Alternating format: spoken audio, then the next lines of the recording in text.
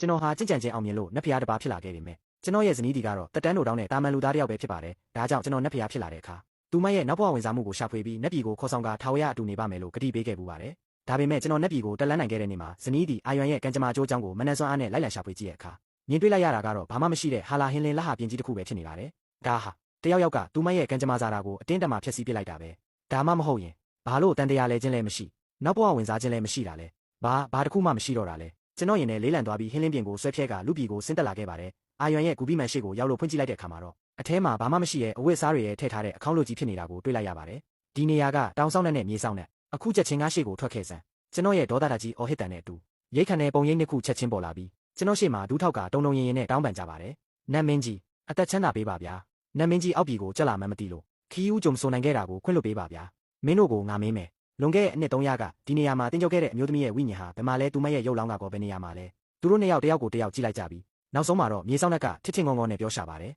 နတ်မင်းကြီးကိုရှောက်တင်ရရင်အဲ့ဒီမျိုးသမီးဟာတကယ်တော့တေဆုံးသွားခဲ့တာမဟုတ်ပါဘူးဗျာမတေဘူးဟုတ်လားကျွန်တော်ရင်နဲ့ထိတ်ခနဲဖြစ်သွားပြီးပိုလို့တောင်စိုးရိမ်ပူပန်စိတ်တွေတိုးလာရပါတယ်သူမတေဘူးဆိုရင်ဘာလို့အဝတ်စားတွေရဲ့တင်းကျုပ်ထားတာလဲဘာလို့ငါကသူမရဲ့ကံကြမ္မာကိုတွက်ချက်လို့မရတာလဲရှင်းရှင်းလင်းလင်းပြောစမ်းနတ်မင်းကြီးမင်းနေပြီလားဗျာလွန်ခဲ့တဲ့အနှစ်300ကနတ်မင်းကြီးနတ်ဖျားဖြစ်အစင်တက်တဲ့နေ့မှာကျက်ရွှန်ကိုင်းကဂိုင်းကျုံနဲ့လူကြီးမင်းတွေရောက်လာခဲ့ကြတယ်လေသူတို့ကပြောတယ်လူသားတယောက်ရဲ့အညစ်အကြေးတွေကနတ်မင်းကြီးရဲ့ကြင်ကြံခြင်းကိုနှောက်ယှက်လိုက်မယ်ဆိုပြီးအဲ့ဒီအမျိုးသမီးကိုခေါ်ဆောင်သွားခဲ့ကြတာပါကျွန်တော်ရဲ့အသက်ရှူတန်တွေရုတ်တရက်ရက်တက်မတက်ဖြစ်သွားရပါတယ်ကျက်ရွှန်ကိုင်းဆိုတာကျွန်တော်ရဲ့ဆရာတူကောင်းပဲဖြစ်ပါတယ်ဒါဆိုရင်ကျွန်တော်ကိုတနာကျင်တာတက်ဖို့နဲ့လောကသားတွေကိုကယ်တင်ဖို့တင် जाပေးခဲ့တဲ့ခေါင်းချုပ်ကြီးရဲ့ကျွန်တော်ကိုကောင်းရဲ့ကုန်းဆောင်ဖြစ်တတ်မှတ်ပေးခဲ့တဲ့ဆရာတူညီကိုတွေဟာကျွန်တော်ရဲ့အာယွန်ကိုအတင်းတက်မှဖမ်းခေါ်သွားခဲ့ကြတာပေါ့သူတို့သူမကိုဘယ်နေရာကိုခေါ်သွားခဲ့ကြတာလဲတောင်ဆောင်နဲ့မြေဆောင်နဲ့တို့တိတ်ဆိတ်သွားပြီးမှနောက်ဆုံးမှာတိုးတိုးလေးဖြေရှာပါတယ်အာယွန်လေးကိုသူတို့ကဝိညာဉ်ကျုံနောင်ရမျော့စင်တဲကိုခေါ်သွားခဲ့ကြတာပါကျွန်တော်ဦးနောက်ထဲမှာမိုးကြိုးစင်ပေါင်းတောင်းချီပြီးပြပြိုင်နဲ့တဲပစ်ချလိုက်တယ်လို့ခံစားလိုက်ရပါတယ်ဝိညာဉ်ကျုံနောင်ရမျော့စင်ဆိုတာကျက်ရွှန်ကောင်းကကဘာပေါ်ကမိစ္ဆာတွေနဲ့နှစိုးတွေကိုပိတ်လောင်နှိမ့်ထားတဲ့နေရာဖြစ်ပါတယ်အဲ့ဒီနေရာမှာရှိတဲ့မိတောက်တွေဟာကောင်းကင်ရံအထိတောက်လောင်နေပြီးဖုံသုံးပါးစလုံးကကြားယုံနဲ့တင်တုံးလို့ရတဲ့မြဲခန်းတစ်ခုဖြစ်ပါတယ်သူတို့ကဘာကာကွယ်မှမရှိတဲ့တာမန်လူသားမင်းကလေးတစ်ယောက်ဖြစ်တဲ့ကျွန်တော်ရဲ့အာယွန်ကိုအဲ့ဒီလိုမိစ္ဆာမျော့စင်နဲ့ထည့်ထားခဲ့ကြတာပေါ့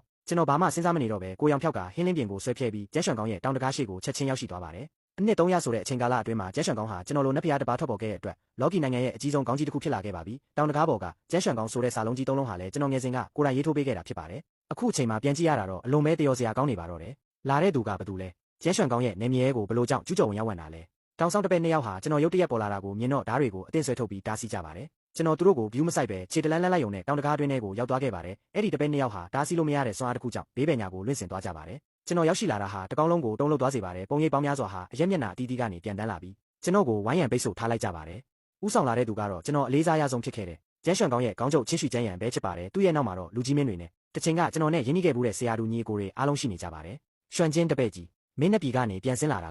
လားဆရာကိုပြဆန်းပါဦးငါတို့ကျန်းရွှန်ကောင်းရဲ့ကုန်းဆောင်ပြီးနတ်ဖျားတစ်ပါးရဲ့အရှိန်ဝါဟာတကယ့်ကိုထူးခြားစံပြလာပေတယ်သူဟာထုံးစံအတိုင်းရှေ့ကိုတိုးပြီးကျွန်တော်ပုခုံးကိုပုတ်ဖို့လုပ်ပါတယ်ကျွန်တော်ကိုတိမ်ပြီးရှောင်းလိုက်ကအေးဆက်ဆက်အကြည့်တွေနဲ့စိုက်ကြည့်နေမိပါတယ်ဆရာကျွန်တော်ရဲ့ဇနီးဒီအာယွန်ပဲမှာလဲခေါင်းချုပ်ကြီးရဲ့မျက်နှာပေါ်ကအပြုံးတွေဟာရုတ်တရက်ခဲရင်သွားပါတယ်သူ့နောက်ကလူကြီးမင်းတွေနဲ့တပည့်တွေရဲ့မျက်နှာမူရာတွေလည်းကတိကအောင်ဖြစ်ကုန်ကြပါတယ်ရွှန်ချင်းမင်းပြန်ရောက်ချင်းပါလို့အဲ့ဒီလူသားမင်းကလေးကြောင့်မင်းနေရတာလဲတာမန်လူသားတယောက်ရဲ့တက်တန်းဟာအနှစ်တရာပဲရှိတာအခုဆိုပြဖြစ်လို့မြေကြီးထဲရောက်နေလောက်ပြီမင်းကအခုနတ်ဖျားတစ်ပါးဖြစ်နေပြီးလော်ကီတန်ရောစင်တွေကိုဖျက်တောက်ပြီးကျင့်ကြံခြင်းကိုပဲအာယုံစိုက်တင်တယ်ဘာလို့အတိတ်ကအောက်တန်းကြတဲ့ကိစ္စတွေကိုတွေးတော့ပူပန်နေရဦးမှာလဲဟုတ်ပါတယ်ဆရာတူအကိုကြီးရဲ့မင်းကအခုနတ်ဖျားတစ်ပါးဖြစ်နေပြီပဲဘလို့နတ်သမီးမျိုးကိုမဆိုရှာလို့ရနေတာကိုဘာလို့အဲ့ဒီလူသားမင်းကလေးကိုပဲဆွဲလန်းနေရဦးမှာလဲသူမဟာမင်းရဲ့ကျင့်ကြံခြင်းလန်းခီးမှာခဏတာဖြတ်တန်းသွားတဲ့ဝဲကြွေးတစ်ခုတင်ပဲအခုအချိန်မှာလက်လွတ်လိုက်တင်ပါပြီဒီလိုပြောလိုက်တဲ့သူကတော့တချင်ကကျွန်တော်ရဲ့ဆရာတူညီမလေးချစ်ခဲ့ပြီးအခုတော့ခေါင်းရဲ့လူကြီးမင်းတယောက်ဖြစ်နေတဲ့လင်းလုံးရှမ်းစီပဲဖြစ်ပါတယ်ကျွန်တော်ကိုကြည့်နေတဲ့သူမရဲ့မျက်လုံးတွေထဲမှာမနာလိုဝန်တိုမှုတွေနဲ့ယူသွမှုတွေပြည့်နေနေတာကိုမဖုံးကွယ်နိုင်ပါဘူးတချင်ကသူမဟာအာယွန်ကိုအမြဲတမ်းမျက်စိစပါးမွေးဆောင်ခဲ့တာကိုတရားမိပြီးအခုပြန်တွေးကြည့်တော့ပြုတ်အံ့ကျင်စရာကောင်းလာပါတယ်ကျွန်တော်နောက်ဆုံးတစ်ခေါက်ထပ်မင်းမယ်ကျွန်တော်ရဲ့ဇနီးဒီပဲမှာလဲပြောပြီးတာနဲ့ကျွန်တော်ရဲ့ပြင်းထန်လာတဲ့နတ်ဖျားအရှိန်ဝါတွေဟာပတ်ဝန်းကျင်ကိုပောက်ကွဲထွက်သွားပြီးတကြမ်းရွှန်ကောင်းလုံးတုံခါသွားပါတော့တယ်ကျင့်ကြံခြင်းနဲ့တပည့်တွေဟာသွေးတွေအံပြီးဒူးထောက်လဲကြကုန်ကြပါတယ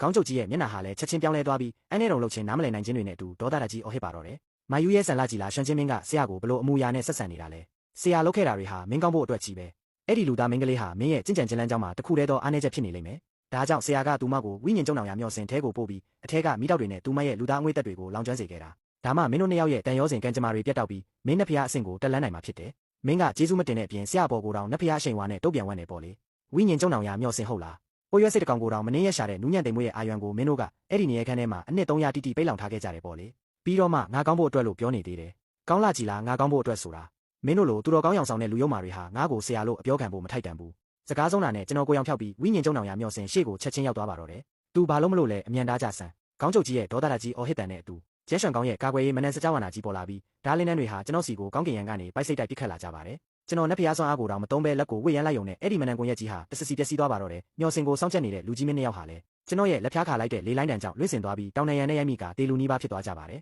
ဝိညာဉ်ကျုံနောင်ရမျော်စင်ရဲ့တကားမကြီးဟာနှစ်ပေါင်းတန်းချီတဲ့တံမဏိတွေနဲ့ပြုလုပ်ထားပြီးမနန်တွေခက်နေထားတာဖြစ်ပေမဲ့ကျွန်တော်ရှေ့မှာတော့ရွှန်စေးလိုပဲတစစီကြေမိုးသွားပါတော့တယ်ကျွန်တော်မျော်စင်ထဲကိုခြေလန်းလန်းလိုက်တဲ့အခါအမောင်ထုနဲ့ညော်နှန်းတွေဟာစီးကြိုနေပါတယ်ဒီမျော်စင်ရဲ့ပထမထပ်မှာတော့ကျင့်ကြံခြင်းနဲ့မိစ္ဆာငယ်လေးတွေကိုပိတ်လောင်ထားတာဖြစ်ပြီးအဲ့ဒီနေရာရဲ့အာဇာတရှိန်ဝါတွေတင်ပဲတာမန်လူသားတယောက်ကိုယူသွတ်သွားစေဖို့လုံလောက်နေပါတယ်ကျွန်တော်အာယုံခံစားမှုကိုတုံးပြီးမျော်စင်ရဲ့ထိတ်ဆုံးထက်ကိုတိုက်ရိုက်ဥတီသွားပါတယ်အပေါ်ကိုရောက်လေလေမိစ္ဆာတွေရဲ့စွမ်းအားကပြင်းထန်လာပြီးအာဇာတတွေကပုံမထူထက်လာပါတယ်ပြင်းထန်တဲ့မိတောက်လေလိုင်းတွေဟာကျွန်တော်ရဲ့နက်ဖျားခန္ဓာကိုယ်ကိုတောင်ဆူရှက်နာခြင်းစေပါတယ်တာမန်လူသားမိန်းကလေးတယောက်အနေနဲ့ဒီလိုနေရာမျိုးမှာအနှစ်300တိတိဖြတ်တန်းခဲ့ရမယ်ဆိုတာဘယ်လောက်တောင်စိတ်ပြအားငယ်စရာကောင်းလိုက်မလဲဆိုတာမတွေးရစရာပါပဲအာယွမ်ဘယ်လိုခံစားခဲ့ရမလဲဆိုတာကျွန်တော်မတွေးရတော့ပါဘူးကျွန်တော်သိတာတစ်ခုကတော့သူမကိုရှာဖွေပြီးဒီနေရာကနေခေါ်ထုတ်သွားဖို့ပါပဲသူမဘယ်လိုပုံစံပဲပြောင်းလဲသွားပါစေနဝမထက်ဒါမှမဟုတ်မျော်စင်ရဲ့ထိတ်ဆုံးထက်ကိုရောက်တဲ့အခါမှာတော့ကျွန်တော်ကိုယ်တိုင်တောင်တုံးလို့သွားရပါတယ်ဒီနေရာကတော့ဘုံသုံးပါးစလုံးကိုဖျက်ဆီးနိုင်တဲ့မိစ္ဆာကြီးတွေကိုပိတ်လောင်ထားတဲ့နေရာဖြစ်ပါတယ်ဒါပေမဲ့ကျွန်တော်ကြည့်လိုက်တဲ့အခါနဝမထက်တစ်ခုလုံးဟာဟာလာဟင်းလင်းဖြစ်နေပြီးအလဲကောင်မှာတော့တန်ကြိုးမဲရောင်များစွာနဲ့ရိုက်နှက်ချီနှောင်ခံထားရတဲ့လေထဲမှာတွဲလောင်းကျနေတဲ့ပုံရိပ်တစ်ခုပဲရှိနေပါတယ်အဲ့ဒီပုံရိပ်ဟာတွေးကြောက်နေတဲ့အလောင်းတစ်ခုလိုတင်းငယ်လုံးလာပါတယ်သူမရဲ့ရုပ်ပြက်စင်ပြက်ဖြစ်နေတဲ့ပုံစံကိုကြည့်ပြီးကျွန်တော်အကြည့်တစ်ချက်တည်းနဲ့တင်အာယွမ်ဆိုတာကိုချက်ချင်းမမိလိုက်ပါတော့တယ်